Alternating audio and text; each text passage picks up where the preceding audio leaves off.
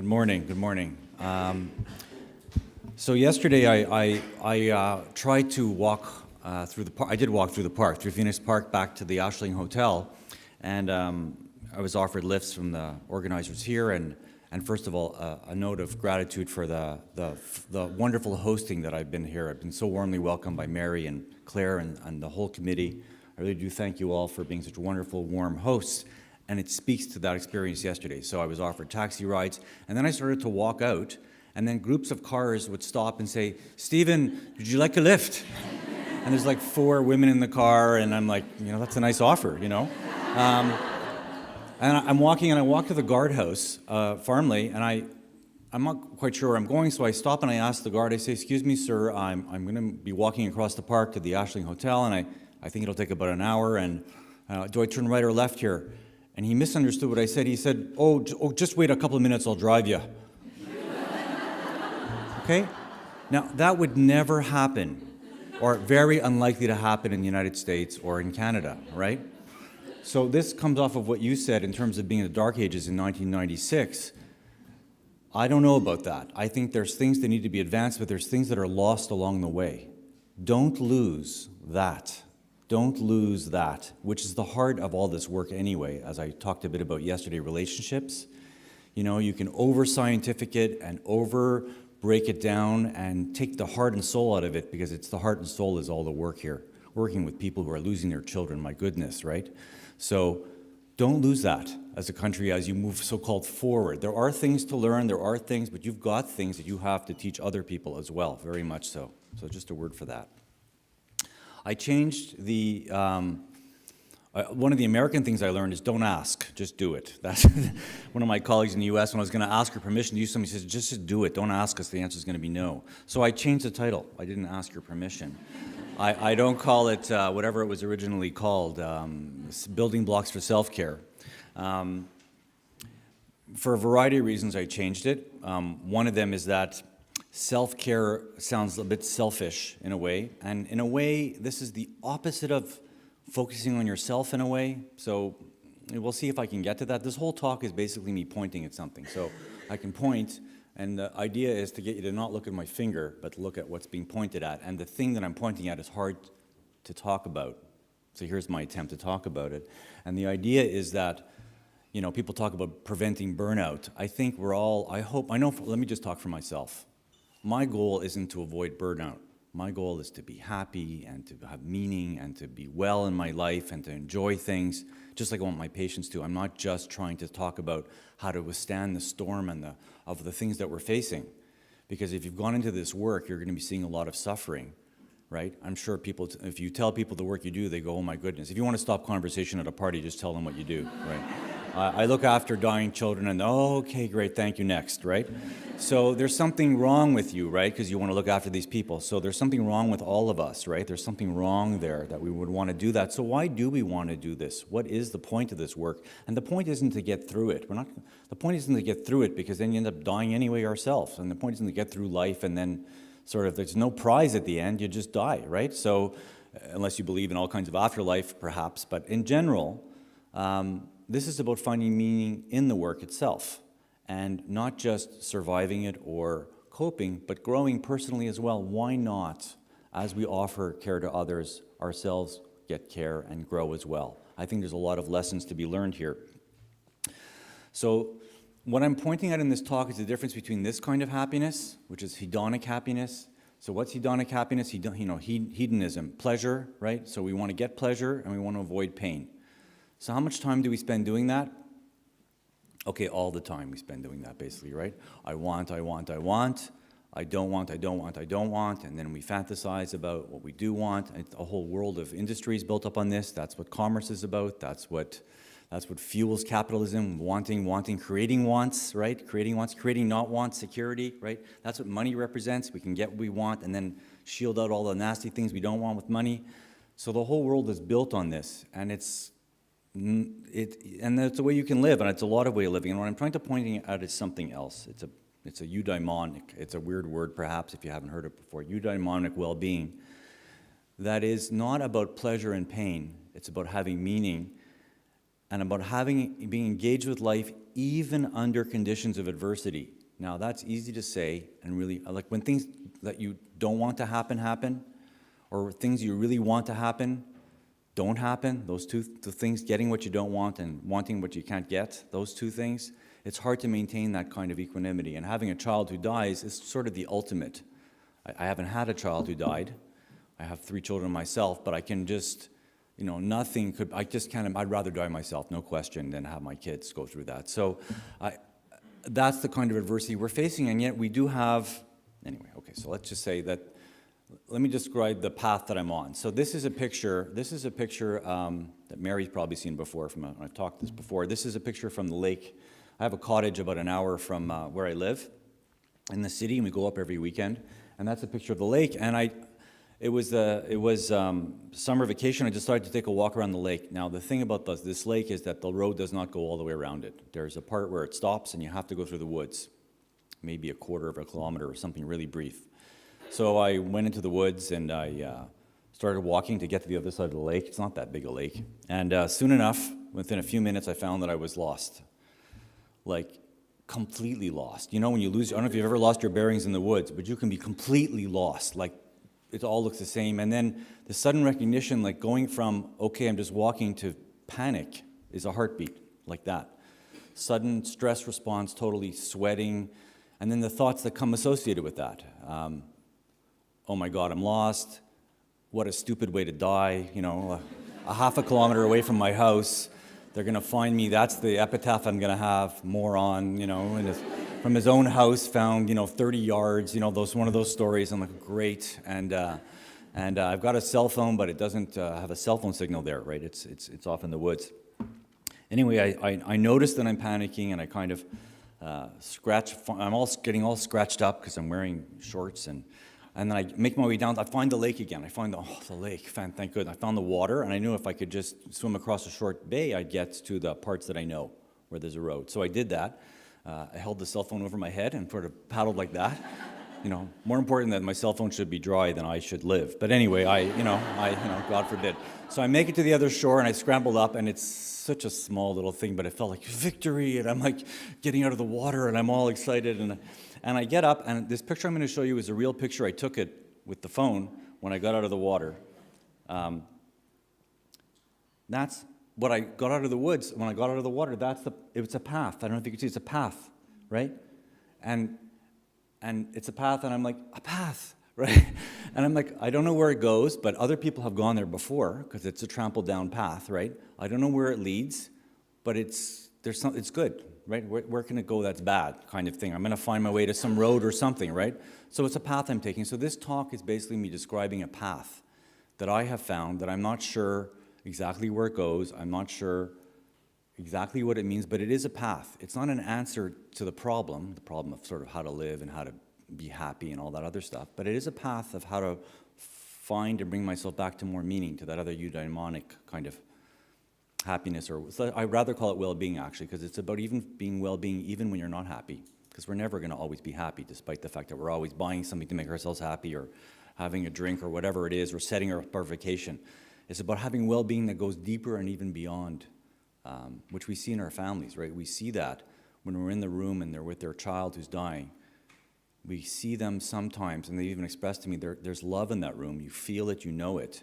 And it's not okay, but it is okay what's going on. When someone sort of, not always, but there's a feeling of well-being, and when we know we're being helpful, we feel it and we know it, that's the charge. That's well-being. It's not necessarily happy. It's not happiness necessarily. So the questions that resonate for me in this kind of work is, what drains us in the work? People talk about compassion fatigue. I don't know if you've heard of the term before, compassion fatigue. I don't think real compassion ever really fatigues. Like real love doesn't fatigue. Attachment-related love, wanting something from somebody back, right? And they don't give you what you want, they're not loving me enough, that fatigues. But when you really love somebody, like your child's an easy one perhaps, right? All you want is for them to be well, right? Even when, and they're unhappy, you're unhappy. So that doesn't fatigue. You don't get tired of loving your child. They don't run out of that. That's endless. And true compassion, so I think when we get fatigued in our work, we have attachment to outcome fatigue. In other words, we tire of people not doing what we kind of want them to do.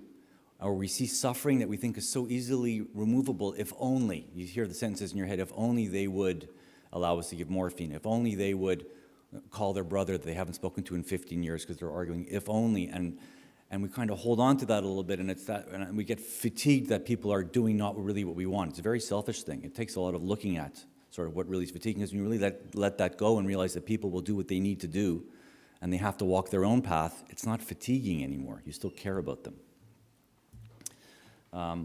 So this is the second thing, is what energizes us in our work. So that's what fatigues us, but what energizes us? So that's a picture of a battery being discharged, right? So I know a lot of people that look to work as someplace that they go to, and they just pour themselves into their work. They're like, discharge their energy, like they're giving, that feeling of giving and giving and giving, and then you go home and you recharge up that battery again. Or perhaps you're so burned out at work that you go to work and you just look forward to the weekends only, or you only look forward to the next vacation. That's a charge, discharge kind of model that ultimately I don't think leads to a great life, where you're just looking forward for the moment to pass at work so you can get to the good stuff later, right? What about engaging with people in work where you actually get energized? If you think for yourselves of what's energizing for you, if you're with a family or you're with a child and you feel you've made a difference, a positive difference, you've reduced some suffering, you've taken away some of their pain, you've provided a moment of connection for a parent who feels they now have somebody to talk to, that tends to be really energizing. There's a charge in that. You're not all happy, but you feel, yes, this work has meaning, I'm doing something that's useful here. That's a charge, a positive charge. And that's for what a lot of us, that's really for myself, why I'm in this work. For the feeling that I'm useful. And that can be instead of just getting through the day. And that's actually one of the definitions, the formal definitions of burnout. It's called emotional exhaustion, dragging yourself into work. Kind of like, yes, next. And you can see people that are emotionally exhausted all the time, right? All around you. And you may go through cycles of that yourself in your own life. Of course, we all have. And there's times where work is not where you actually burn out, but it's where you charge up. And it's actually at home where you burn out because there's problems at home. So that cycle can reverse, where actually you find you're getting your energy out of your work and your success at work, and then home can be difficult. So this is about trying to find the energy and the motivation within every encounter as best as you can. As best as you can, so it's not all the time. Which is sort of the answer to sort of how do we sustain and grow in the face of the work. We see a lot of suffering, right? That is true. We are witnesses to a lot of suffering in our work, and therefore we're going to suffer too, right? So the myth that we can sort of stand back and not feel it ourselves, of course not. Of course, when I see a child that's one of my own children's ages, of course the thought enters my head, oh my God, what if it's my child? And then I can find myself within a second going off onto daydreams about how horrible it would be and all kinds of stuff. And when I notice that, I bring myself back to that's not helpful for myself. The suffering's not helpful for the family in front of me. I'm not really listening to their story. I'm off in my own head. So that bringing back, that coming back to what's actually happening instead of those fantasies in the head is part of this path I'm talking about, which is for me has been this mindfulness practice. Everybody has their own way to do it. I'm describing a path here, not the path. I'm not telling you have to do anything. I'm sort of describing what's helpful for me. It's a path of coming back and remembering again, because being mindful is not the same as being thoughtful. Mindfulness is an awareness. So this is an awareness, oh right, I'm off in my head, I'm daydreaming about my own children or something else. I need to come back to this patient now. How do I do that? And there are actual ways to practice to do that. Coming back to somatosensory things and that kind of thing. I'm not going to get into that too much. So what does a moment of mindfulness look like? Because I'm going to try and, it's like trying to describe something that's difficult to describe. So here I am on the ward. It's not a palliative care ward. We don't have palliative care wards anyway in pediatrics. I also do general pediatric medicine. I'm a hospitalist, it's called. And so I attend them with sick kids that are hospitalized. And I work with a team of 8 or 9 trainees, residents, all kinds of different levels of trainees. We're a gang of people. We're 10 of us almost, 8 or 10. It's a bit ridiculous, actually. We all walk into the small room. So we walk into the room on the first day of the rotation, and we meet this young lady that you're going to see in a moment. She's an adolescent, and she has severe myasthenia gravis. Pretty rare that I see myasthenia gravis so bad in a child, but this is what she has. So she's profoundly weak from this, very weak. Her face looks slack. She has poor tone. She can't blink properly. She's in bed. So we walk in the room, the whole team, all cheery, and hello, hi, I'm Dr. Liben. This is the team. And she's sitting there. Her mother and father are there, anxious, sort of standing guard like this, right? You've seen that before, right? And hi, I'm the doctor and the team. They've been there for 3 weeks already. I already heard from the previous physician what's going on here. there's not that much more we can do. She's very depressed. The family's angry. I heard all that already. I kind of know. I'm not meeting them. I know something. I say, hi, we're going to be on the team the next 2 weeks. Wanted to meet you today. This is the team. And the parents say, I hope you can help us have the answer to this problem. No one's been able to so far. I'm like, well, we'll do the best we can. I promise you that much. We'll do the best we can. I will look into this, but I don't know, what we're going to be able to come up with, but we're going to try, right? You see the look on their face. They're just terrified. Their daughter's not even looking at us. She's depressed, looking, staying away from us, mentally completely intact, right? This is a normal, I don't know how old exactly she was, 16-year-old girl. And so I'm like, okay, well, great, we'll see you tomorrow. And we're about to walk out, and then I have a moment of awareness. Let's call it that instead of mindfulness. Maybe, I don't know what it was. Everyone has these moments. You have these moments too where you're suddenly just aware in a certain way. It's a certain quality of awareness. I go, take a chance here. A moment of, it's easy to walk out of the room, right? And I have a lot of things to do on the first day of the rotation. I actually be pleasant to walk out of the room now and leave them and go deal with the next patient. And I look at her, and she's not really looking, and I just say, is there one thing that you love to do? Is there something that you like to do before you were sick? She looks up and she whispers, music. I say, oh yeah? She says, yeah, I love music. I just got my wish. She got a Make-A-Wish Foundation. She could have a wish. She'd make a wish to go with one of her favorite artists. So I just had a Make-A-Wish Foundation, and they put a video up of it, and I was like, please, she's talking to me at all, right? I'm glad she's even engaging with me because she clearly wasn't interested. I said, do you have the video? I saw her laptop. She said, yes, we have it here. I said, how long is it? Because I'm still thinking like a busy doctor. I'm like, what if it's an hour video? I don't want to watch it with you and my team, actually, honest to God, right? She said, it's 3 minutes long.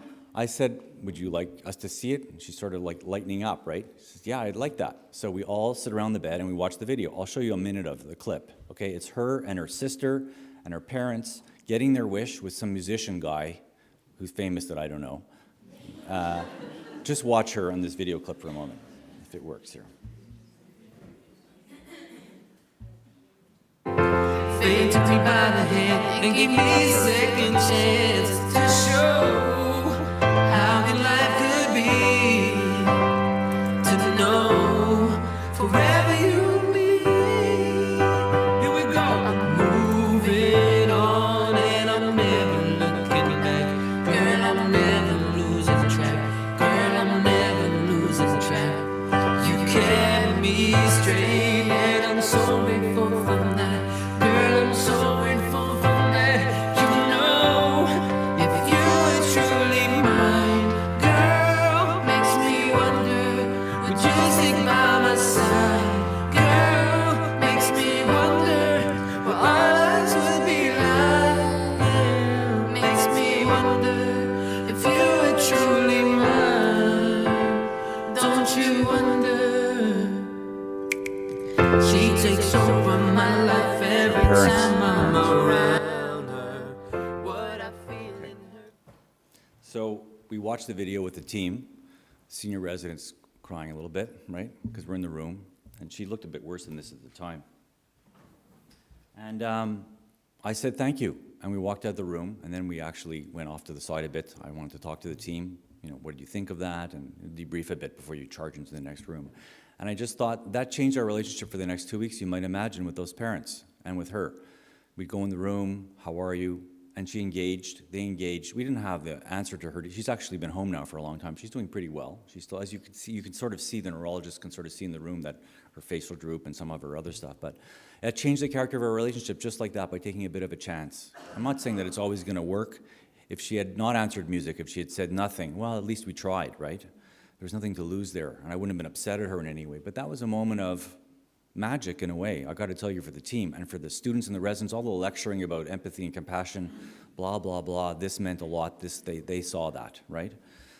That's an example for me of a moment of being mindful. I have many examples of being mindless. If you want to hear about those, we can talk endlessly about my mindless moments, okay? I have to pick one that's mindful. So I was involved in a study looking at parents who lost a child, and looking at, this was a factor looking at something called post-traumatic growth for parents who say that it was awful, it was terrible, all those kinds of things, but also that they grew in some way as people from it. that they learned what was important, that they grew. It's called post-traumatic growth, the fancy medical or whatever psychological term.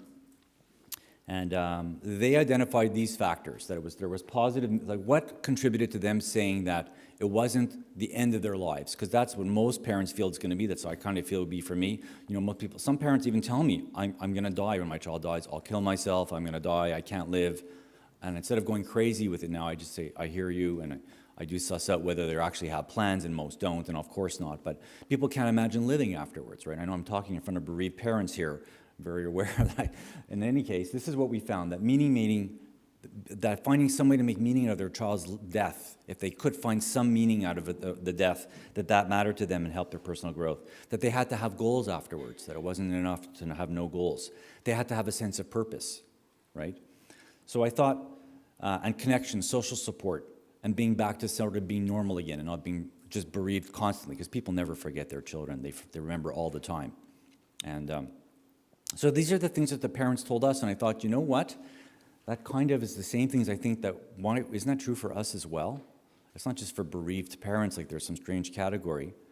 Because I have one other secret, that the doors are closed, I think we're good. Okay, no one else will hear. You know, all the stuff I talked about yesterday in the essence of pediatric palliative care, you know, symptom control and communication and coordination of care, it shouldn't just be for palliative care, right? Isn't that just good medicine anyway? Actually, all the things we talk about the whole conference should apply to all of pediatrics, to all of medicine. It's just good medical care, really. It's a shame that it's become now this specialty in a way. We should be teaching ourselves out of a job, basically. You know, our colleagues should be able to do 99% of the work that we're doing, and we should be called in for the incredibly difficult cases. Anyway, no danger of that happening yet from where I work, that's for sure. I can tell you that much. Okay, so is it possible that what makes parents resilient is the same thing for us? I don't think the parents are some other strange set of creatures. And for myself, it's been developing a practice of what's called mindfulness. For me, that's what's worked for me. I'm just going to describe what some of those elements are briefly. So number one, it's developing a capacity for secondary stability, not primary stability. What is he talking about? I'll show you in a minute. And the second thing is the counterintuitive, which you all do already, all of you in this room, which means when things are tough or when they're suffering, you lean into them. You don't run away from them. If you ran away, you wouldn't be here. Doesn't mean you don't always lean in. Doesn't mean you don't always want to run away. Every time I come back from vacation, I think, my goodness, what am I doing again for a living? Why do I do that? So primary stability. So that's a picture of my mother-in-law and me on the lake again, on the canoe. This is about canoes, and I wanted to find parallels to Ireland, so I found a canoe in Ireland. You can figure out where that is. I don't know where that is. So when you get into a canoe, there's something called primary stability. When you step into the canoe, if it's very wobbly, that's poor primary stability. So it's very tippy, a tippy canoe. There are other canoes you step in, the bottoms are very flat, and they have very good primary stability. So you step in, and it's like feeling a pretty good structure. That's good primary stability of a canoe. I'm a Canadian, so I talk about canoes. Now, the boats that are flat like that are good in flat water. They're excellent, they're easy to track, they're very stable. But in rough water, once they start turning, those boats that are very stable on flat water, once they're turning, they go right over. So secondary stability are boats that are very tippy when you walk in, poor primary stability, but they're very agile. Like you can put yourself and you can kind of rock them back and forth around rock areas. It's like you can dance with those boats. They're not that steady, but they're very good secondary stability. The writing isn't relevant. So that's sort of an idea of a bit of secondary stability there, kind of leaning over in the boat. That's the Ireland picture I could find of someone in white water. It looks like a dam, actually, to me. I don't know where that is. So we're not looking to develop primary stability because it's hopeless, right? Because we're built biologically to not be stable all the time and be above it all. We're not built for that. We're built to react, to get emotional, to be reactive instead of responsive. Reactive, to get angry when someone cuts you off in traffic, which is a trigger point for me. So someone will cut me off in traffic, and immediately I'll be thinking murderous thoughts that are insane. That it's good that people don't know what I'm thinking, because I'd be put in jail immediately. I'm thinking, die, it's awful, okay? So that's primary instability. And everyone has different set points. You're born with some point, people get really angry really quickly, right? So we all have different set points of primary stability. Some people are So our conditioning and our culture and our families have taught us to be certain ways. So you're sort of stuck with your primary stability, whatever you've got. The key here is not that you start tipping, it's what you do when you start tipping. So I'll have the murderous thoughts, and I'm like, okay, Stephen, it's ridiculous. I realize this is silly, and all that. Bring yourself back to this moment, and I have little ways of trying to do that. And so that's my secondary stability. So it's not trying to be perfect, it's trying to notice more often when I'm going off track to ridiculousness and reactivity, or getting highly emotional with a parent to a point that makes me dysfunctional where they're, it's okay to cry with parents, I think, but when they start comforting you,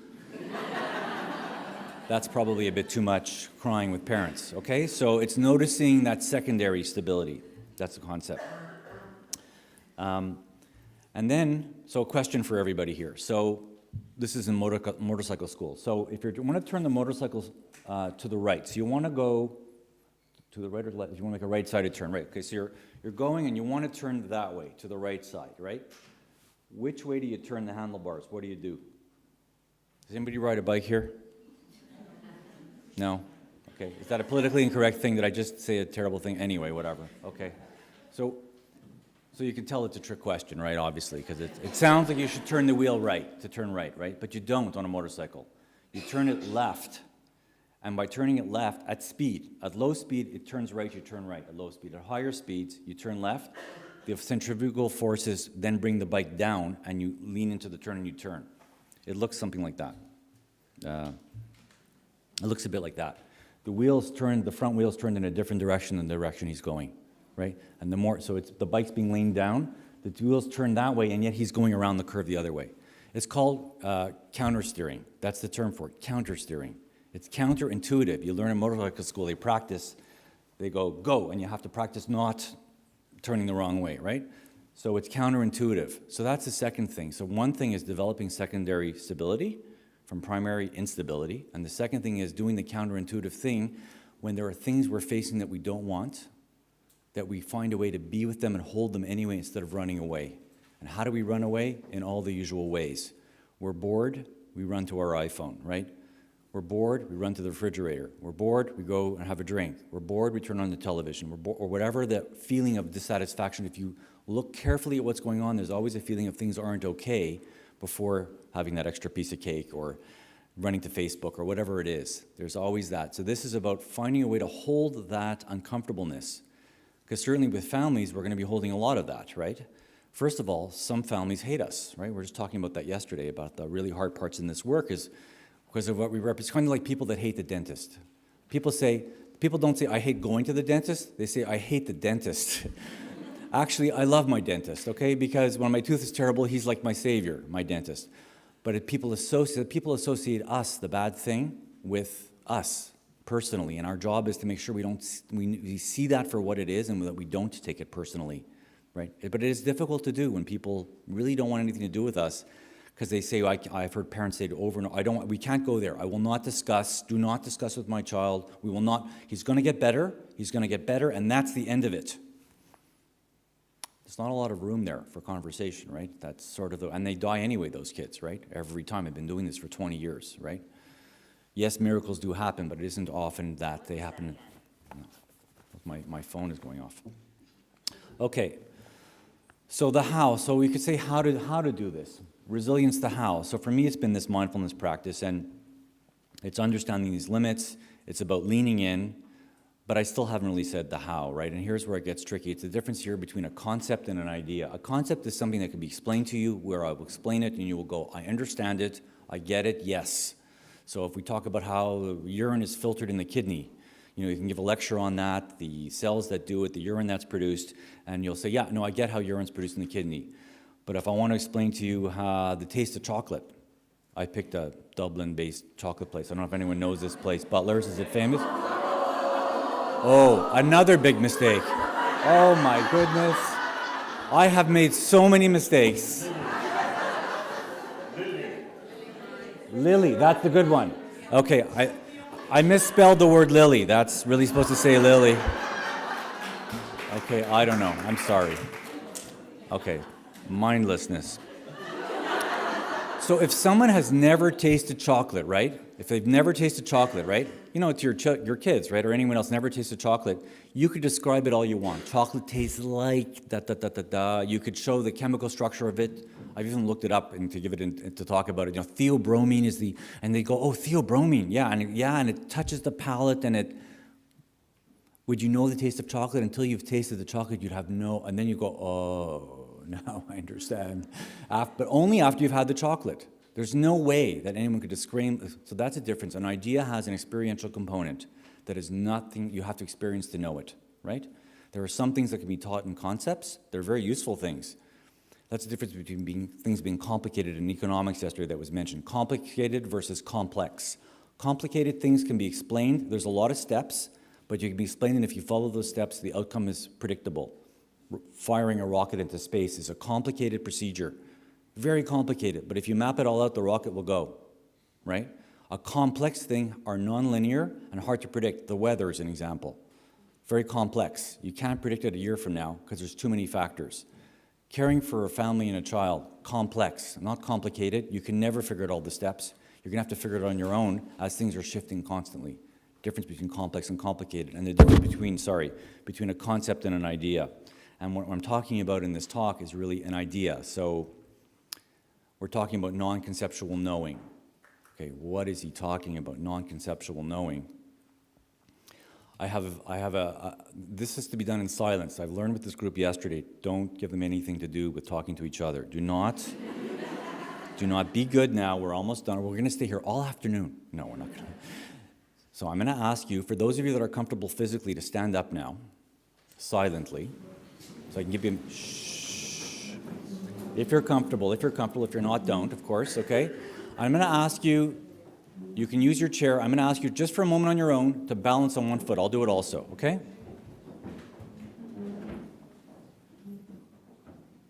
You just try it, just do it for a second even. Okay? Okay. Siobhan, I told you I was gonna pick on you. Where are you? There you are. Siobhan's our pediatric developmental pediatrician, right? Right, okay, Siobhan, can you please list for us the motor neurons that were firing, the sequence in the brain, on the cascade down that allowed you to do that? Could you please? Uh-huh.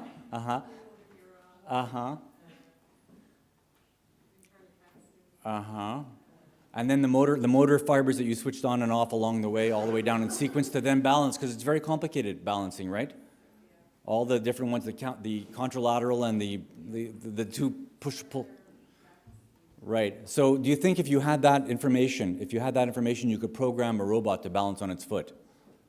You know, programming a robot to walk is very complicated, right? They've had a large, please sit down.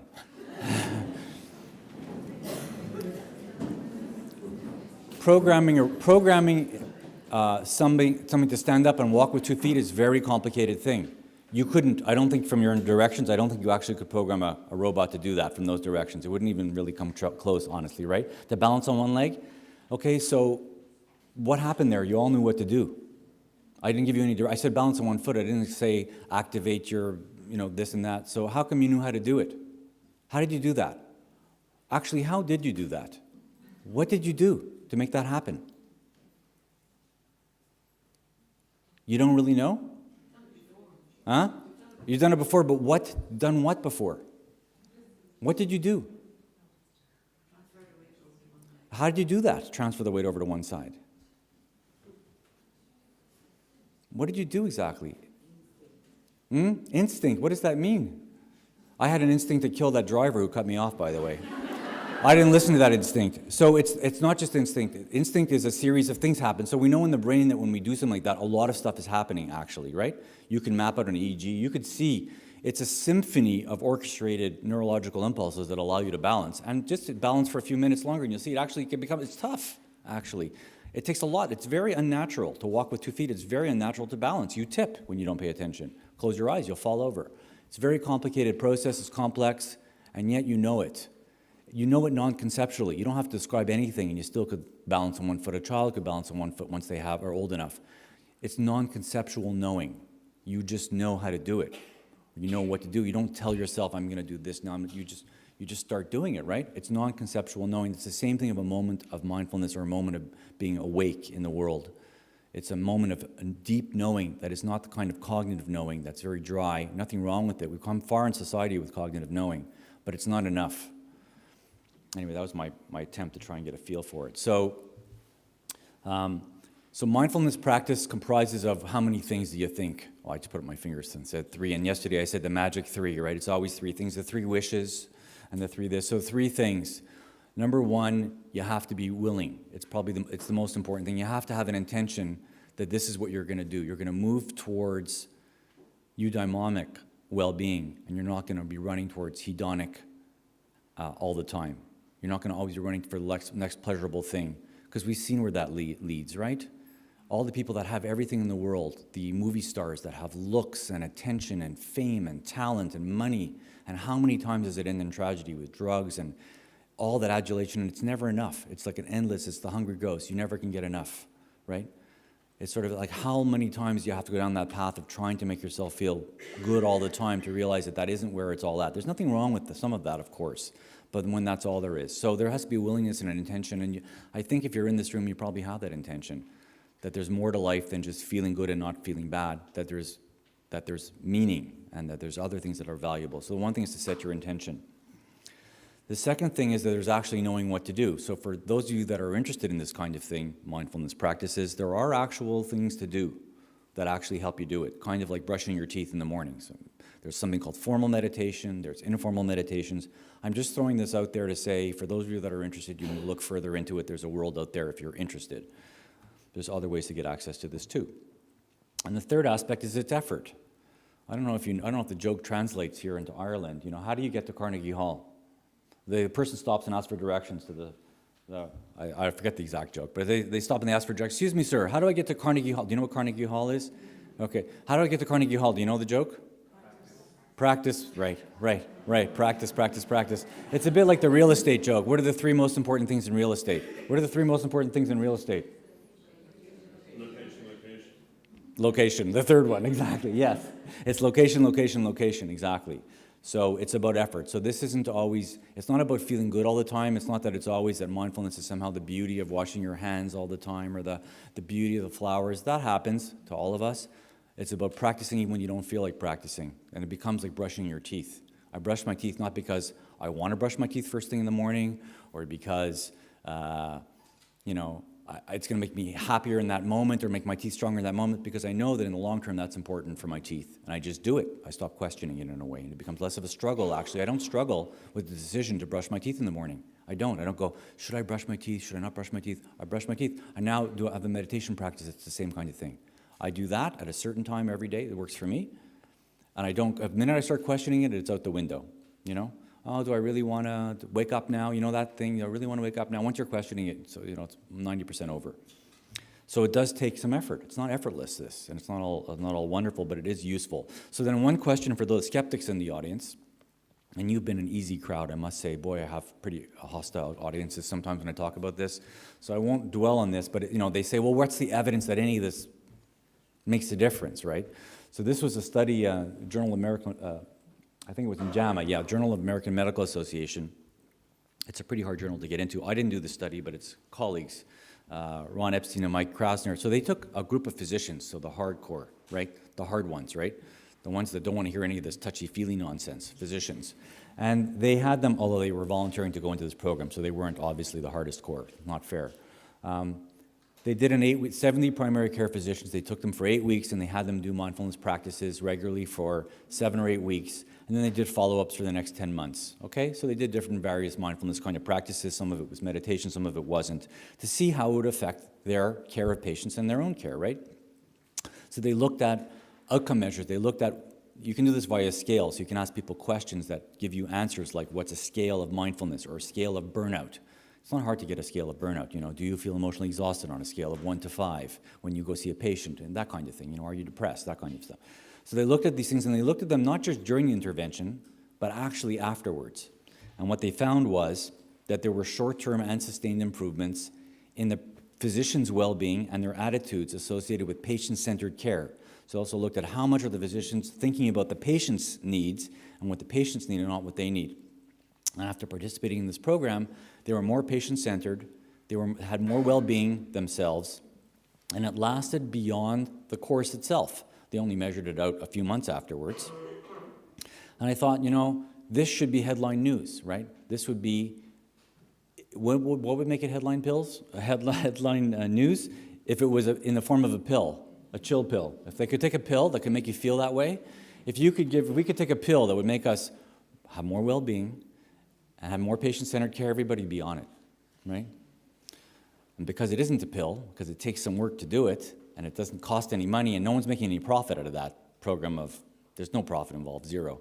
It's there in the literature, but, it doesn't garner a lot of interest kind of thing. And it does take work, because taking a pill is pretty easy. It does take work to sit and meditate and go to these classes and stuff like that. Anyway, so just to say, for those who say, is there any evidence for those that are interested? There's evidence for long-term change. It's not perfect evidence, but there is evidence. I'm looking at the time, and I think what we'll do is, let me think. My time up, basically? I need 5 more minutes. 5 more minutes. So the things about learning about something. So at first, there's things you don't know. You don't know, right? So death for kids, right? They don't understand it when they're under 5. They don't get that they're going to die. They're always asking, is grandma going to come back again, They're 5 years old, and you're like, no, sweetie, that death, it's permanent and all that. But then you know at some point that death is going to happen. But you don't really know, right? You don't really, if you ask anybody over the age of 10, what's dying, they'll tell you what it is. But there's moments in your life when you suddenly realize, oh my God, it's really going to happen to me, to people that I love. You have these little moments of realization, right? Somebody close to you gets sick, your mom and your dad get sick, whatever it is, or you yourself, something happens. Moment of realization, you knew, but you didn't know to that level, right? You didn't really know. When you yell at your mother, when she presses your button. You know why she presses your button? Because she put your buttons there, right? Your mother, right? And your father, they put the buttons there. So they press them, right? And you find yourself going, oh, Mom, you don't really know that she'll be gone soon enough, right? She'll be dead. And if you had that knowing and you could interact with her in that moment, you would be actualized. You'd be bringing that awareness. Death is only one example, okay? You'd be bringing that knowledge into your everyday life and experience. So my mother, when I'm opening the fridge at my mother's house in Florida, and there's all this food she's bought for me, because she's treating me like I'm 10, because she loves me, really, if I look at what's going on there, right? And I say, I'm just looking in the fridge, she goes, well, I have tuna. I go, thanks, Mom. And I have salmon, thanks, Mom. And now my voice is getting irritated. The next one's like, thanks, Mom, I got it. I'm 50-year-old, but I'm not really looking at her, who's just looking at her son, who's loving me and trying to be helpful. And that awareness comes to me, and it comes to me more often now, I let go of all the little nonsense ego stuff, and I go, thanks, Mom, what else have you got? Thank you for buying all this food and thinking of me, and you see her face, very different feeling than walking away all tense, right? That's actualizing knowledge. It's not enough to know something, you have to not just realize it, you have to really actualize it into your life. And for each of you, you can ask yourself questions. What are you doing in each of these domains, and what do you need to do? What have you given up in your life that's really important to you? Physical exercise or taking a walk? I moved close to the hospital so I could walk every day to work because I really didn't like driving every day. It took away a big stressor. What emotional things do you have at work? Do you have one person that you can talk to? Is there anybody that you can talk to about what you see that won't judge you, that will let you hear you out for what's going on, even when you don't like a patient? The horribleness, of course, we don't like every patient. When you're upset about something, there's someone you can talk to. Psychosocial, are you having fun? Because, work shouldn't become everything. Things can become out of balance. What are you doing to have fun? What did you used to do that caused fun that you've given up, that maybe you need to go back and get? Maybe not in the same way, but in some other way. And what nourishes you spiritually? What's important to you? Be it religious worship or something else. And ask yourself, what am I waiting for before I start those things? I have evidence in front of me every day that life is impermanent, that things can change like that. What am I waiting for? Pick one of those things, even if you can now. Tell yourself you used to do yoga, you're going to do it again, or whatever it is, and do it. So to end with, this is a 4-minute video, and then I'll no more talking after it'll be finished. This is a video from the Cleveland Clinic called Empathy, and I think if we could see the world the way this world is being seen in this video, if I could see it, I would have actualized the kinds of things that I'm talking to myself about too, not just to you about. So I'll show this 3 to 4 minute video, and then we'll be done.